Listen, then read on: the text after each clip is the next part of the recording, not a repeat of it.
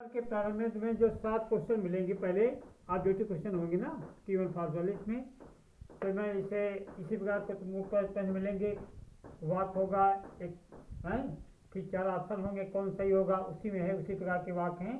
हम करीब तुमको 100 वाक्य इसमें देंगे सीखने के लिए।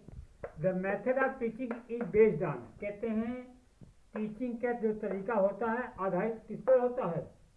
कंटेंट में संतोष में। भाई जो तरीका मिलेगा बच्चों को हम जैसा अच्छा पढ़ा सकें, बच्चे संतुष्ट हो सकें, वही आधार अच्छा होता है पढ़ाने के लिए। इसे क्या सही में क्या था? ऑब्जेक्टिव था आपत्ति करना, कंटेंट संतोषजनक, टीचिंग है, टीचर है, अध्यापक है, लर्नर है, सीखने वाला।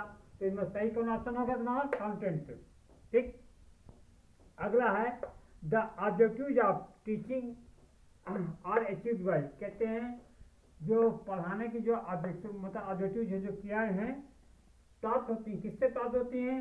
क्वेश्चन है एन अप्रोच है, ये दो तरीका इसमें है, मेथड है, स्ट्रेटजी है और मीडिया है। ये 4 ऑप्शन में कौन सा मिलेगा तुमको? स्ट्रेटजी। समझे? ये आपको हो जाएगा उत्तर।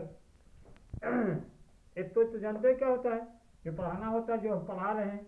मेथड होता है तरीका, स्ट्रेटजी होता है भूमिका जो होती है, और ये होता है जो जिस प्रकार से हम कोई चीज़ प्राप्त कर रहे हैं उससे बोलते हैं मीडिया है, मतलब समाचार मिलना जैसे मिल रहे हैं। तो तुम्हारा आंसर कौन मिलेगा? स्ट्रेटजी है। अगला bilingual and audio lingual are use in teaching, कहते हैं बिलिंगुअल जो मेथड है और ऑडियो लिंगुअल मेथड है ये पढ़ाने में प्रयोग होते हैं। इसका जो पढ़ाने का जो तरीका होता है जैसे बेस्ट है, समझे? कुछ ऐसी तरीके होते हैं जिनको हम अपनी मातृभाषा में प्रयोग करते हैं मदर टंग में, और कुछ ऐसे तरीके होते हैं जो हम विदेशी भाषा में, बाहरी भाषा में उनका प्रयोग करते हैं, जो अपने क्षेत्र की भाषा नहीं की बाहरी भाषा में प्रयोग करते हैं। उनके तरीके दूसरे होते हैं, उसी में आता है बिलिंगुअल और ऑडियो लिंगुअल मेथड आता है।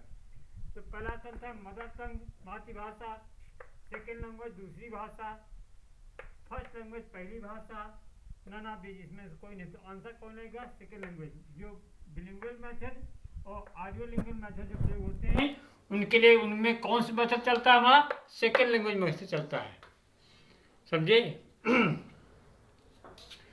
अगला है तुम्हारा the structure approach is an English, समझे?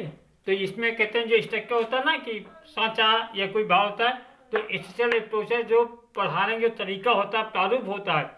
इज एन इंग्लिश किसमें बेस्ड है? Method of teaching, approach of teaching, technique of teaching और नन ऑफ दीज। तो मेथड ऑफ टीचिंग जानते हो पढ़ाने का तरीका हो गया, अप्रोच ऑफ टीचिंग शिक्षा का जो प्रारूप है, टेक्निक ऑफ टीचिंग पढ़ाने के जो तरीके हैं, नन ऑफ दीज इनमें कोई नहीं। तो कौन सही मिलेगा तुमको? Approach of teaching. पूरा जो स्ट्रक्चर होता है मतलब ढांचा जो प्रारूप होता है वो किस पर होता है? अप्रोच ऑफ टीचिंग बोलते हैं। तो कौन सही ऑप्शन जाएगा इसमें? Approach of teaching.